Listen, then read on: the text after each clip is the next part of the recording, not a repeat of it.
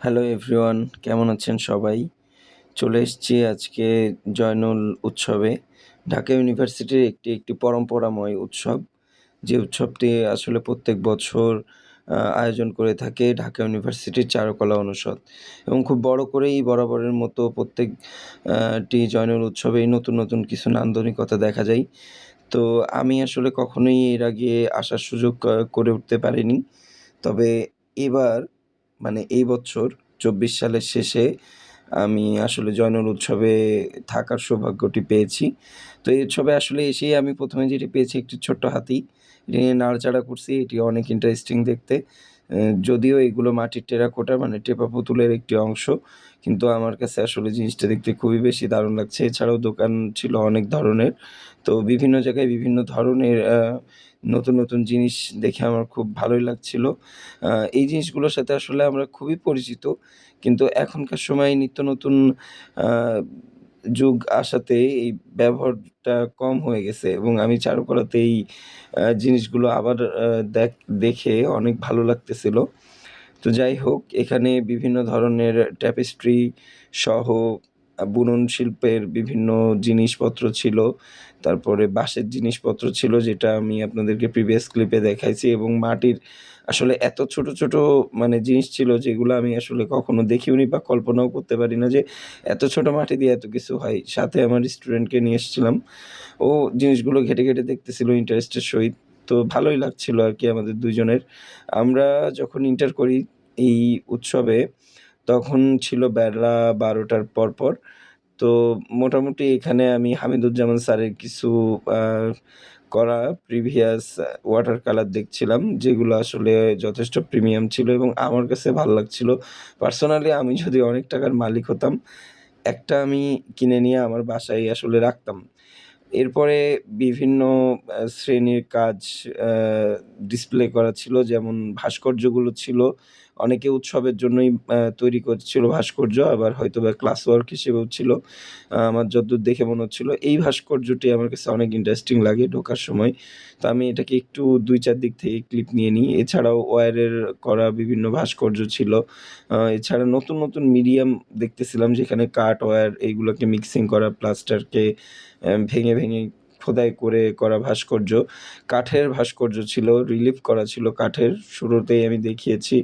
এছাড়া নতুন মিডিয়াম আমি দেখতেছিলাম যেখানে মিক্সিং একটা পদ্ধতি ভাস্কর্যে আসলে ইউজ করার প্রথা ছিল।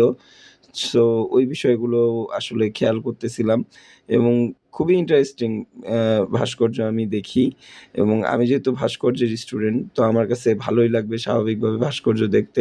এটি অস্বাভাবিক কিচ্ছু না। তো হিউজ আ কাজ ছিল যেগুলো আসলে খুব আমি আ সময় নিয়ে দেখার চেষ্টা করছিলাম। কিন্তু হাতে আসলে আমার সময় ছিল কম। তো দেখতে আপনাদের জন্য কিছু ভিডিও ক্লিপ করে রাখছি যেন আপনারাও একটু দেখতে পান বা দেখার সুযোগ হয়। তো আচ্ছা, ক্লিপের ভিতরে আসলে আমি এত মসৃণতা রাখি না। কারণ আমার কাছে মনে হয় যে আমি যেটা দেখছি, যেভাবে দেখতেছি সেই ভিজুয়াল আপনাদেরকে দেখানোর খুব বেশি অ্যাকশন করে বা ড্রামাটিক আকারে আসলে আমি ফে ইয়ে শটগুলো নিই না যে ভিডিও ফুটেজগুলো যদি ড্রামাটিকভাবে নিতে পারতাম হয়তো আপনাদের আমার ভিডিও আরো বেশি ভাল লাগতো। তো এখন আসলে আমি আরো গেলাম ভেতরের শপগুলোর দিকে যেখানে স্টুডেন্টরা, টিচাররা তাদের বিভিন্ন ধরনের স্টল সাজিয়েছে। স্টলে অনেক প্রিমিয়াম ধরনের আর্টওয়ার্ক আমি দেখছিলাম। কিছু আর্টওয়ার্ক ছিল যেগুলো আমার ভবিষ্যতে কেনার প্ল্যান আছে। তো দেখে ভাল লাগতেছিল। আসলে গরিব মানুষ তো টাকা হইলে সবই কেনা যায়। যাই হোক, এখানে আসলে দেখতেছিলাম যে ওয়াটার কালার করে রাখছে পোলাপাইন।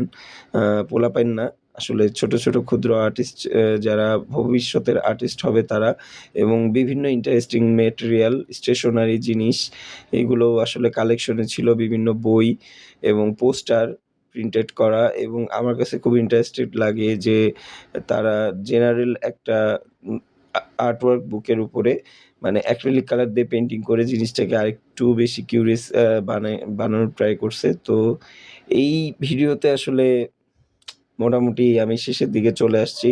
যেহেতু স্টলগুলো ঘুরে দেখা শেষ ইসলামিক ডিপার্টমেন্টের কিছু কাজ আমি দেখেছিলাম। আ যেগুলো আসলেই ভাল লাগছিল এবং সব জিনিসগুলোই ছিল মোটামুটি ইউনিক। চারুকলা যেরকম ইউনিক সেরকম ইউনিক। তো এই আরকি। এবং পেইন্টিংগুলো আসলে দেখে যাই দেখছিলাম মনে হচ্ছিল কিনে নিই। কিন্তু আসলে আমি খুবই গরিব ফকির মানুষ। টাকা-পয়সা বাদে গিয়েছি।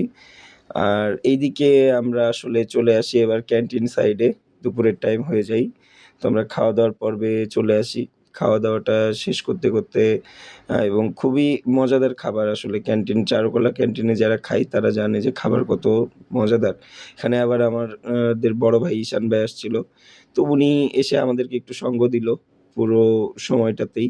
আমরা টিচারদের করা আর্টওয়ার্কটা গ্যালারির ভিতরে ঘুরে দেখছিলাম। টিচাররাও অনেক ইন্টারেস্টেড আর্টওয়ার্ক তৈরি করেছিল এই জয়নুল উৎসবের জন্য। তো মেলার শেষের দিকে আমি আর ঈশান ভাই এবং আমার বন্ধু, ঈশান ভাইয়ের বন্ধু হেলাল ভাই এবং হেদায়েত আমার ফ্রেন্ড আমরা ছবি-টবি তুলি এবং আমি ঈশান ভাইকে ছোট্ট একটা হাতি গিফট করি যেটা আমি ১ম এ দেখছিলাম। এই যে সেই ছোট্ট হাতিটি। এই ছিল আমার ভিডিও।